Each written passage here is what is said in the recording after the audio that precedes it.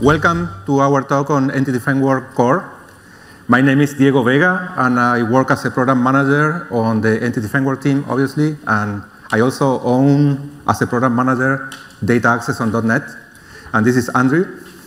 Hi everyone, my name is Andrew Peters and I'm an engineer on the EF team, and I'm super excited to be here today to demo some of the cool stuff we've been working on in 2.1.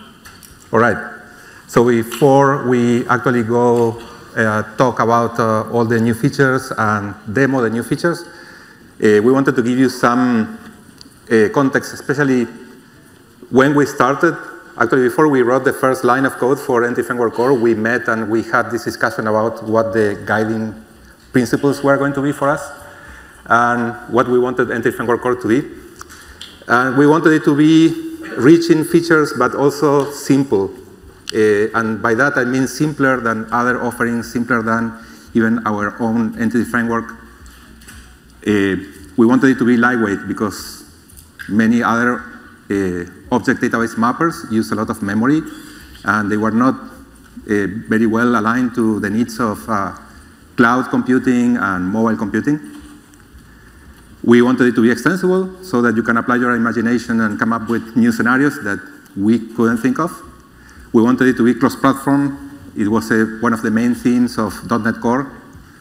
And we wanted it to be good for relational databases because that's what many of our customers were using, but also potentially good for non-relational databases as well.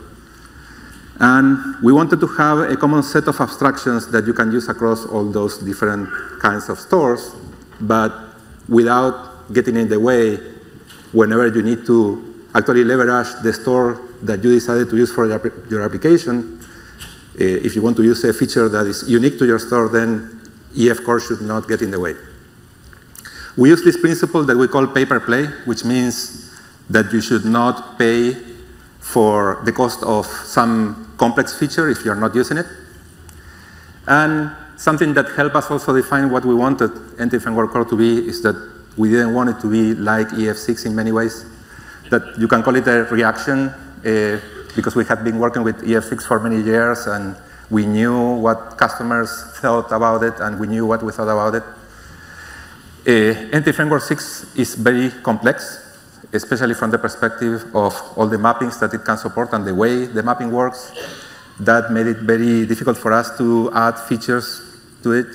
It also made it use a lot of memory and made it have a very slow warm-up time, that would take a long time to create the model. And we wanted to add features to EF Core based on the merit of those features and not because they were features in EF6, although we understand that we get a lot of feedback now that many customers say, hey, I cannot use EF Core because there is this feature that I have been using on EF6 that I use it a lot and it's not there. We also, as a consequence, we thought, well, the move to EF Core is not going to be just an upgrade, it's going to be a port, actually. Those are two different products. So that context, I am giving it just because I want to explain how these new features play a role into that vision. So lazy loading, for instance, is a feature that EF6 had that in the beginning we didn't build it because it was very dangerous, it was controversial, and we didn't think it was critical. We accept that for many people it's important to have lazy loading. We're going to demo that and we're going to explain some of the pitfalls. Data seeding, this ability to populate a database with data before you start using it. Query types, we're going to demo those, so I'm not going to explain a lot. Value conversions is a very cool feature that we are going to demo today. Constructors that take parameters for your entities is a new feature. And we do group by translations, which is something that EF6 did very well. In EF Core, it's slightly different. We generate some richer SQL with having statements or clauses, but it's more focused on doing aggregates than anything else. We have a new analyzer to detect some situations in which you can run into the possibility of SQL injection. And we have many other smaller features that we work on, and some work that we have been doing when we were working on 2.1, but it's not actually features for 2.1, like the Cosmos DB provider that we have at the prototype level right now. Oracle provider, and some improvements for UWP. So let's start with the demo. Okay, thanks, Diego. So the first demo we want to show you guys today is data seeding. So here I have a simple blog and theme model. So this is clearly a very sophisticated blogging engine. We have a blogging context. We have normal blogs and theme sets. And what we'd like to do is when we deploy our blogging engine, we'd like to have some themes already defined, some themes set up. So if I run this now, we should see we don't have any themes created yet. So in EF Core 2.1, we have a new API. I'm going to drag on a little bit of code first. So the new API has data, and it sits off the entity configuration in code first. And what it allows me to do is to pass in some of my POCOs, my entities, newed up, representing data that I would like to get registered into the EF model. And so this is the first time we've had data in the EF model like this, and it gives us a lot of advantages. The first one that we're leveraging is the ability to manage the data in migrations. Yeah, if you compare this to how it worked in EF6 it was an imperative model. Data seeding was just a method on the migrations configuration that we execute every time. This one, actually, you can version the data together with the schema of the database. Yeah, so I'm going to drop out to .NET EF tool here and generate a migration for this. So I'm adding a new migration called seed data. Okay, that's done. Let's open it. So you can see here we've scaffolded a new migration, and we have some new APIs in here corresponding to insert, update, and delete. So we're inserting this data here as part of this migration. And naturally, we have the down method implemented. So we haven't unified these delete data yet. We need an API that takes multiple data rows, and we're thinking about doing that. So now we can apply that. So I'm going to run the migration. So what this is doing is just taking that migration we just generated and running it directly against our database. Now if I run again, we have our seed data added. So this is quite nice. Now what we can do is, let's say we would like to change one of the data values. We're going to go and change this one to Alice Blue, because we like that one. I like that color a lot. How many of you know how Alice Blue looks like? Wow, 1 person, 2 people. Got some people. Let's scaffold another migration.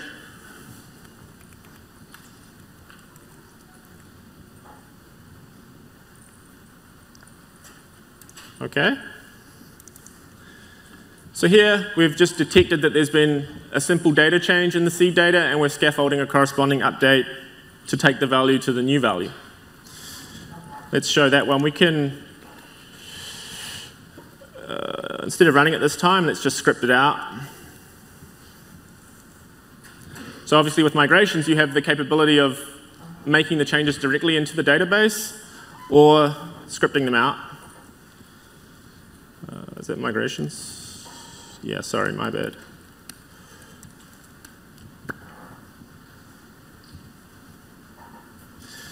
Okay, so that just scripted out the changes for us. We can give that script to a DBA, and we can see here we have the update statement scaffolded out there.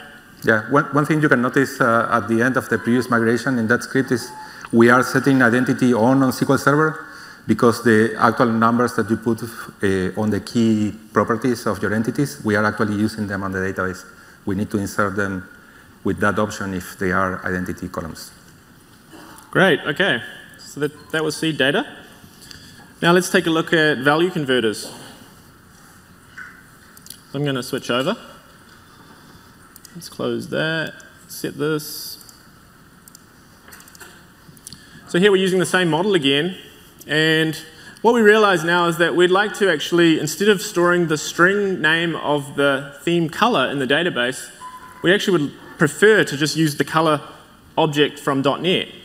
So you can see here when we added the seed data, we were using the color type, but we're actually at the moment just essentially serializing the name of the color into a string column. It would be much nicer if we could just use the color directly. So let's make that change. So this is what value conversions allow. So we're going to teach EF Core about a new value type that it doesn't know how to map yet. You can also see here, we're using ushort. Diego can talk about that. Yeah, ushort, maybe you are not aware of this, but SQL Client, that is the provider that we are using right now, and SQL Server is the database, they don't support unsigned integers. So in previous versions of EF Core, if you try to use a property of that type, it would throw saying, I don't know how to map this to SQL Server. With value converters, automatically we have some like 80 built-in value converters that are going to be selected automatically for an unsigned integer, unsigned short in this case. It will pick up the next signed integer type that can actually hold all the values for ushort. Yeah, so as Diego said, we have a bunch of these built in. Now let's try and run this. Okay, we made the change to color. We had to update the seed data call because obviously our POCO now takes color. It should just work. Oh, boom. Why did it fail? Okay, what did it do? So I think that EF Core and the SQL Server provider, they have no idea how to deal with the color type. Okay, so this is kind of expected. We generated a good exception just telling you that the property theme title color could not be mapped because it is of type color, which we don't understand yet. So what we need to do is just add a little bit of code first to teach EF how to map it. So, model builder, the theme entity for the title color property has a conversion. This conversion, we're giving it as 2 lambdas, and these lambdas are how we're going to teach EF to send it to the database and read it back. The first one says, when I'm given a color, I'm going to send its name into the column. And the second one says, when I read that name, I can use this API to turn it back into a color. There are several overloads of hash conversion. There are some that just say, this is the store type, this is the database type, and we can pick automatically one that we know. For instance, an example of that is you have an enum property and you want to store it as a string. We automatically detect, okay, the way to do that is to call toString and then parse on the way back. Yeah, so awesome. Thank you. So I think you can see how this is really powerful. So especially for databases that might not have a certain type that you want to use. Oracle doesn't have a GUID type, for example. And so you can just choose different strategies for how you want to map that. And you can see here, so now we're getting a different string representation. When we print out the property, we actually get the color toString instead, because before we were just printing out the name. For .NET Core 8.0, we're going to print this in color, actually. All right, so that was cool. Let's talk a little bit about something that's debatably cool, lazy loading. Yeah. How many of you guys look at the SQL that your ORM, your favorite ORM, doesn't need to EF generates before you deploy the application to production? Can you raise your hand? Okay, so everybody else, please close your eyes. We're going to distribute earplugs so that you don't see this demo. Actually, we dedicate this feature to people that are going to use it responsibly because it's a dangerous feature. Yeah, okay, so here we have a blogging context again, and our little program is just looping through the blogs and then looking for posts. If there are any posts, it's going to print them out. If there are no posts, we're going to write no posts. So right now, we don't have any lazy loading enabled.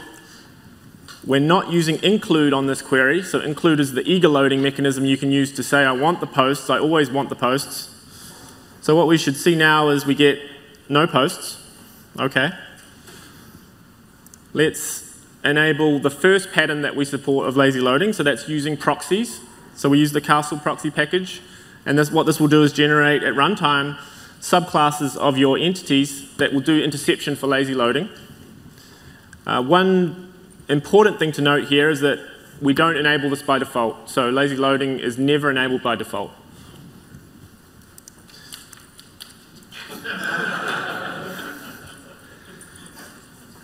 Okay, so we have a one-liner in our startup or in our on-configuring which says use lazy loading proxies. Let's run it. It should just work perfectly. Oh. What happened again? Okay. So, okay. I think I know why this happened. The type log is not The property is not virtual. Okay, so in EF6, this was like a super common mistake that people made. You can enable lazy loading, but then if you don't make the property virtual and we have to create a proxy, we have no way to override the getter for that property, and therefore we cannot enable lazy loading. So in EF Core, we have made it by default much more strict. And the idea is that, well, if we get enough feedback, we're going to give you some control. You can think that in the future you will have the ability to tell us, okay, for this property in particular, I don't care about lazy loading. But this is with the goal that you don't make that common mistake anymore. Yeah, so you have to be explicit. Okay, so we made the property virtual and we got the post loaded. So that's great. So apart from adding the proxying pattern, we also added a more lightweight way of enabling lazy loading. It involves adding a little bit more boilerplate code to your entities, but it means now you don't have a dependency on an external proxying package. And it's just a little more lightweight, but involves a little more code. And we're going to show how we can still do this in a pretty POCO way, so persistent ignorant. So I'm going to disable this. So no more lazy loading with proxies. Let's bring in this snippet.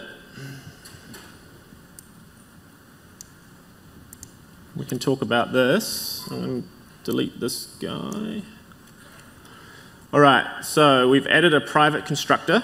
It's taking this special action. So this is a special delegate that EF will give to this constructor when it creates an instance of the blog. And then what we're doing is we're stashing that away in a field, lazy loader, and we're using that field to call back into EF, essentially opaquely, in the getter for the navprop.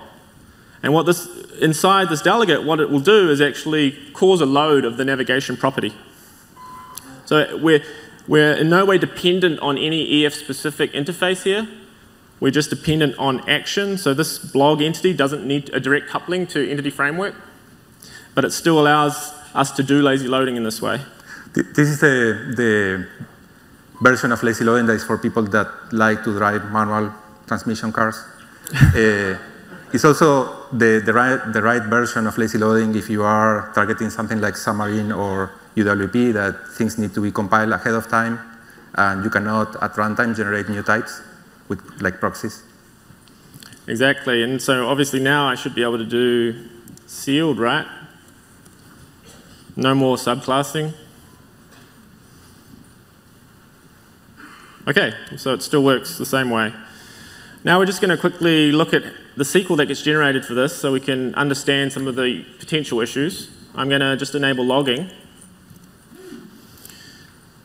So that just involves bringing that guy in, some little bit of config.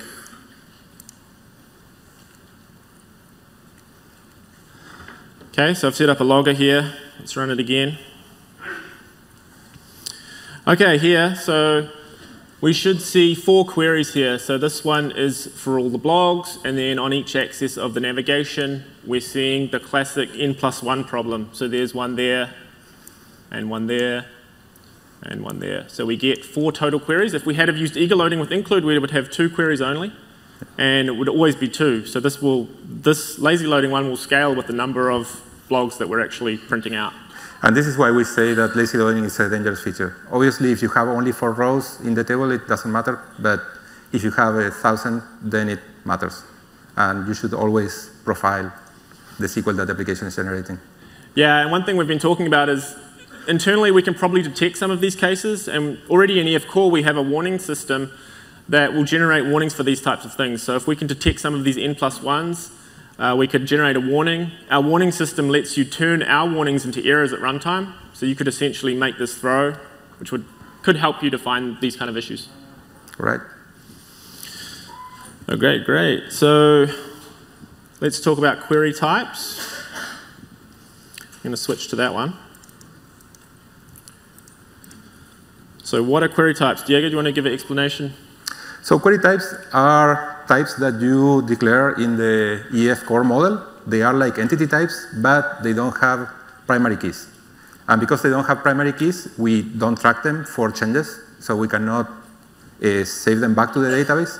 But they are very useful for scenarios in which you just need to query some data from the database, like you have a view in the database that you want to map to an object, or you have a SQL statement that you want to execute, and it has the result has a shape that doesn't match any entity, so you can include this type in the model.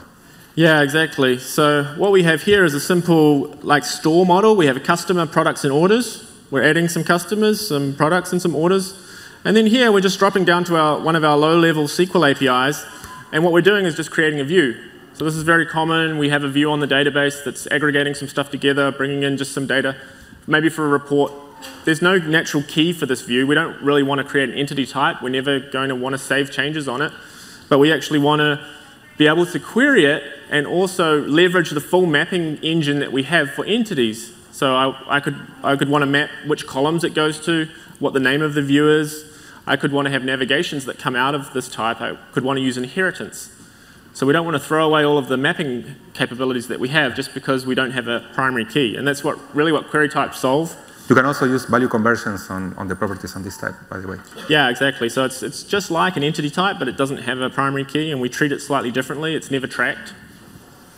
So if I have this view, that means I probably want to create a type that represents the results. So this is the thing I'm going to register in code first. The way I'm going to do that this time is by using a DB query. So this is just the analog of a DB set. It's just a little more limited in its API. It doesn't have any of the update methods on it. But as soon as I do this, EF will be aware of this type, and it will incorporate it into the metadata model. And now we've got that, we should just be able to query it in the same way we would normally. Okay, great. So we're able to query our view and take advantage of the full mapping capabilities. Thanks. Thank you. Some other points on that. So it can map to a table, it can map to a stored procedure. You can map to a view or a view. Defining query.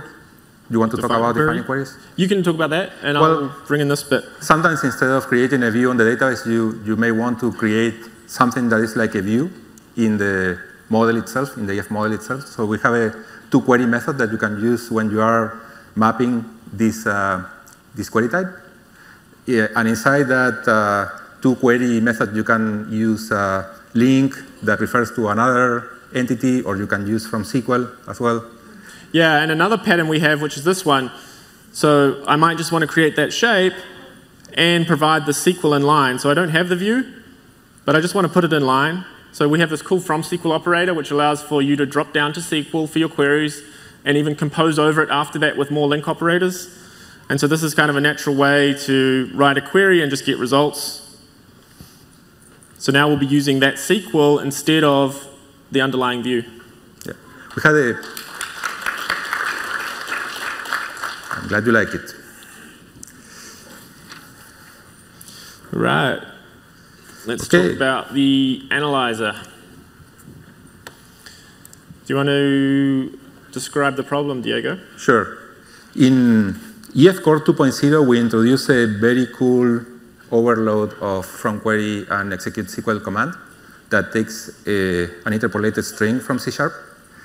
It's very cool, really, because it gives you a very concise way of expressing a parameterized query. You can write just a $sign before the string, put your placeholders there, and we will actually parse that interpolated string and replace the placeholders with parameters, and everything is good. The problem is the way interpolated strings work in C# and in .NET in general is that as soon as you refactor this code to put this select statement outside the call to execute SQL command, let's say that you put it in a var, the compiler will automatically generate the code to produce a string instead of an interpolated string. So there is a type that represents an interpolated string that is called formatable string. But as soon as you do var a or var SQL equals, and you put this $sign thing inside, it's not one of those anymore. It's just a string. And at that point, everything is just concatenated. It has stitched together the value of the parameter instead of giving us the opportunity to create the parameter. So it was kind of a mistake to do the feature in that way. And in order to mitigate the problem, we decided to create an analyzer that can detect all the possible misuses of this API. In the future, we are considering actually separating the overload that takes the interpolated string from the one that takes a normal string so that there is no ambiguity of which one you are calling. But for now, we have this analyzer. Yeah, and it was kind of somewhat of a happy accident because we've been meaning to try and look into analyzers for a while. We feel there's a lot of places in EF where we could add value to just helping you to use EF in the way we've kind of intended. So there's various mistakes you can make, or not anti-patterns, but just places where you could write code a different way and be more idiomatic with EF. A good example of this is on model creating. We see a lot of people doing like redundant configuration. So EF code first has conventions that will work out table names and column names based on the CLR types. And some customers will actually just reconfigure those to be all of the same values we would have worked out with the convention. And so that would be a great place for an analyzer to say, hey, you don't really need this line of configuration here because this is just the convention. EF will use this value anyway. So you can see in this case, we just have detected that this is actually a potential SQL injection vulnerability because you're using one of our APIs, but it's actually, you're creating an interpolated string here because we did a refactoring. We pulled this out into a local, and it's a potential string concatenation, like injection vulnerability. There's no way EF can parameterize this because we've lost the ability to separate the format string from the separate values that you get when you actually inline it. Right. So let's go back to the slides. So what's next? We wanted to talk a little bit more about what we are working on now that we plan to release for the next release or the next 2 releases. So we are actually doing the planning right now. This week we are going to complete some of the planning for EF Core 2.2 and 3.0.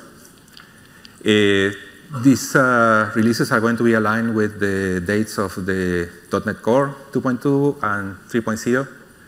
And as you can see, we have 2 columns, decided and undecided.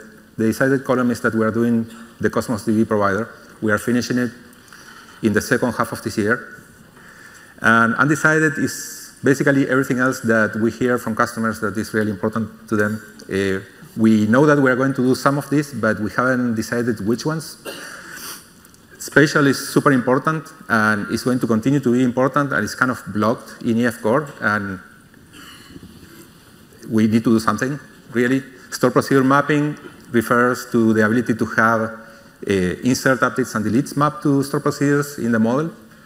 And many-to-many refers to the fact that you can have 2 collections pointing to each other without having an entity in the middle with additional data, for instance. TPT inheritance, people that know that they want TPT inheritance know what TPT is, but it's base table and then separate tables for each derived type in the inheritance hierarchy. JSON column mapping is another interesting thing that we get a lot of feedback on. Many people apparently want it. And with type converters, actually, we enable part of it. You can already serialize any object to a JSON payload and store it in a column as a JSON payload if you want. But we want to do something richer than that. Property bag entities are entities that are not strongly typed. It's basically you can have something like a dictionary that contains the property values. And there are some low-hanging fruit like reverse engineering to views. Now that we have query types, we can take views on an existing database and generate DB query properties to enable that. Better support for Xamarin. Right now, in Xamarin, you need to annotate some types because otherwise the Xamarin linker is going to remove them from the output, from the native output. So we are thinking about like exploring what things need to be preserved and just adding the annotations in the product. Let's demo one of these things that we are working on. Okay, cool. Yeah, so we have been working on the prototype for the Cosmos provider. It's super exciting because when we did EF Core, we actually wanted to do NoSQL. We had it in mind, so we put a lot of like architectural things in early on that we haven't really been able to leverage until now. Specifically in like the link translator, we did some work to make it easier for NoSQL stores to kind of expose link. So I'm just running the DB emulator here. I'm going to refresh on this just so you know there's like nothing funny going on. Nothing here. There's no database in here yet. Okay, so that's empty, right? Oops, don't drag it. Okay, so we have a simple program that's just going to use some of the very top-level, simple EF APIs to work with Cosmos. So we have a blogging context again. Here we're just recreating the database using the standard APIs in EF Core. Delete it, create it. Then we're going to add some data to some DB sets. And then we're going to read it back and make some changes and save it. Let's take a look at our context. We can see here the main difference is that in our on configuring, instead of use SQL Server or use Postgres, it says use DocumentDB. Now this name is going to change probably, but this is just bringing in our Cosmos provider. And obviously its arguments are the Cosmos specific connection information that we need. And in this case, it's to the local emulator. And we've also enabled logging like we saw before, so we can kind of see what's going on.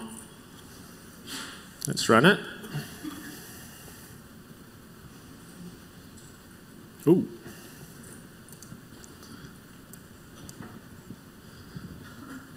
Okay, so this is an unexpected error. Great. Yeah. Not a pre-canned one. I'm sure I cannot tell you why that failed. Yeah, Diego, why did that not? Now it's a real demo. Yeah, now let's try reboot the emulator, I guess. It looked kind of like what the error was. It only fails when it's important, you know, when you are showing it.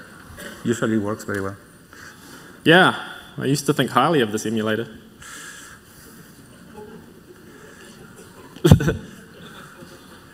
All right, come on, baby.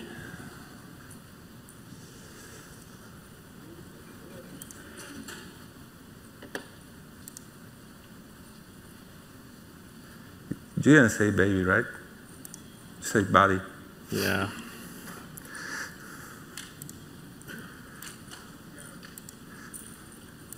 Did it start up? Nope.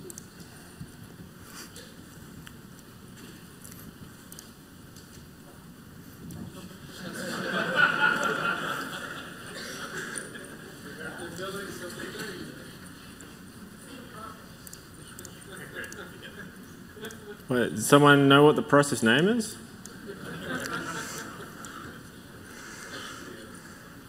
More details. More details.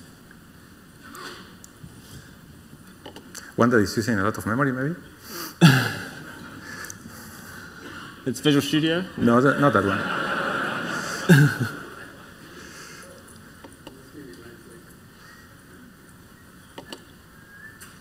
Yeah, I have no idea what it's called.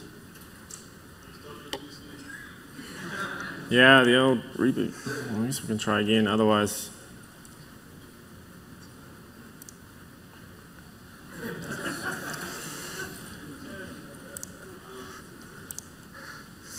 Somebody search what the process name is, please.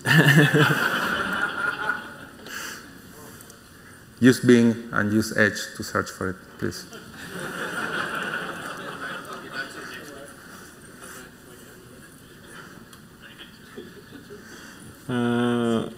Do you want to switch to the slides? Sure. And I'll try. Okay. And do what was suggested. Okay, I'm going to move my hands now. So we want to talk about this other thing that is called Entity Framework 6. It's not in the title of the talk, it's a surprise. So we are porting Entity Framework 6 to .NET Core. We announced this on Monday, so probably it's not a surprise for everybody here. This doesn't change what we advise people to do. We advise people to use Entity Framework Core if they are creating a new application. We also advise people to port to EF Core if they can afford it. By that, I mean if Entity Framework Core has all the features already that you need, or maybe if version 3 of Entity Framework Core has all the features that you need. And also if you have the ability to invest the necessary time to do the porting. But we wanted to smooth the path for everybody that is using EF6 today, that is heavily using features from EF6, and they want to move to .NET Core and to ASP.NET Core without paying the cost of a full port exercise. We are not investing on new features for EF6. However, it's an open source project. We are taking pull requests. We are being super slow at the moment taking those pull requests, but we promise that for EF6.3, we are going to process all the pull requests that we get. Worst case scenario, we are going to reject some of them, but not because we don't have the time, hopefully. There are going to be limitations when we do the porting. For instance, SQL Server special support on EF6 depends on a library that SQL Server provides that is SQL Server version specific and is for Windows only at the moment. Unless they port it to .NET Core as well, then this is not going to be available. Also, if you are using a database provider that doesn't come from Microsoft, it's not one of the ones that we produce as part of the Entity Framework project, then those guys are also going to have to port to .NET Core in order for the provider to work. It's going to be relatively cheap. If we did, the other day we actually did one of these API porting analysis on the code base, and we found like 95% of the APIs that Entity Framework 6 uses are already available on .NET Core, and 99% of the APIs that the SQL Server provider uses are available. There is actually one API that is not available on .NET Core for the SQL Server provider. And there has been a little bit of confusion because of some diagrams that we showed. Just to clarify, EF6 is going to be cross-platform, and it's going to be for desktop, but also for web applications. It's probably not going to work on Xamarin, and it's probably not going to work on UWP because it uses things that are not available there, but we don't know yet for sure. And also, we have tooling for EF6. We have the designer, and we also have migrations command line tools that you can type, like the PowerShell commands that you type in the package manager console. Those are the latter are going to need some re-architecturing to work if your project targets .NET Core. And the designer, we believe that we can make it work just running everything on the normal EF6, no, it's not normal, sorry, the .NET Framework version of EF6, but there may be limitations. Worst case scenario, we are going to require that you put the EF6 model and the migrations in a library that can be consumed from both .NET Framework and .NET Core. I got it. You got it? Yeah. Awesome. It needs Wi-Fi, even though it's not using Wi-Fi. Okay, so I ran it. We can see here, we created the database, we saved some records. Now this is interesting. This is actually SQL for the Cosmos DB SQL APIs, so they have their own flavor of SQL. So we're generating that. Let's jump over here. Here's our sample app. You can see right now we're creating 2 collections. We're still talking about, obviously, what are the good ways to map from an EF model into a Cosmos data store. But what we hope is that we'll be able to provide code-first configuration options that allow you to map in different ways depending on what makes the most sense for your application. Yeah, we hear that for the default pricing model for Cosmos DB, it actually makes sense to map everything to a single collection by default. And we are going to support it. Yeah, so we can look in here. We should be able to see the JSON representing how we kind of shredded the entities down. These are the properties, primary key, and we even have a discriminator here because in our example model, we were using inheritance. So we should see number 4 is a special blog, and then we have the posts. So we're super excited about continuing to work on this and make this like a really nice experience for using Cosmos with the kind of knowledge and APIs that you already know and understand. Awesome.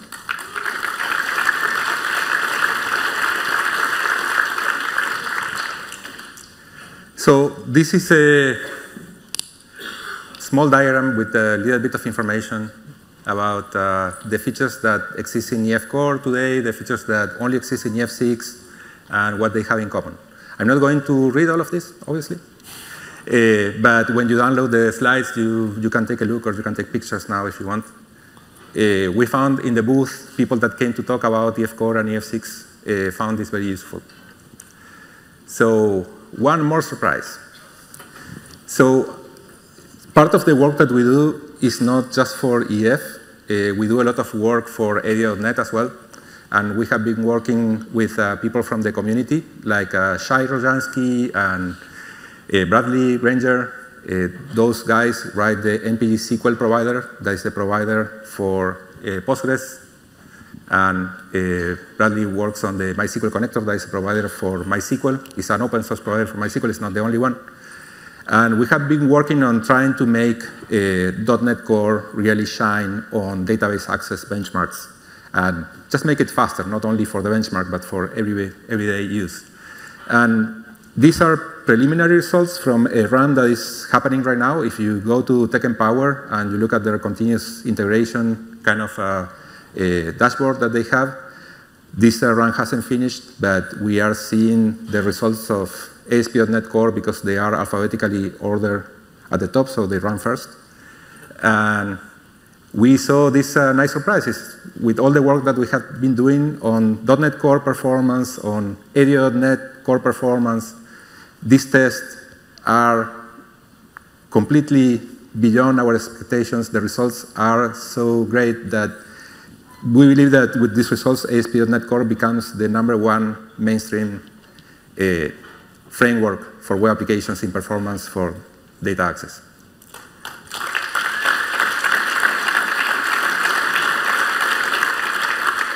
I want to thank people from the .NET Core team, Andrew, that worked very closely with the guys from the community. I want to thank Shai and Bradley for these improvements. And I want to thank everybody that has been giving us feedback and giving us code contributions as well. And I want to thank you for coming here today. And this is the slide for the feedback that contains a nice phone there. Please give us feedback on our presentation so that we can do it better next year, hopefully. And thank you for staying late at Build. I hope you had a great time this year. And the last guy, please turn off the lights and close the door. Thank you.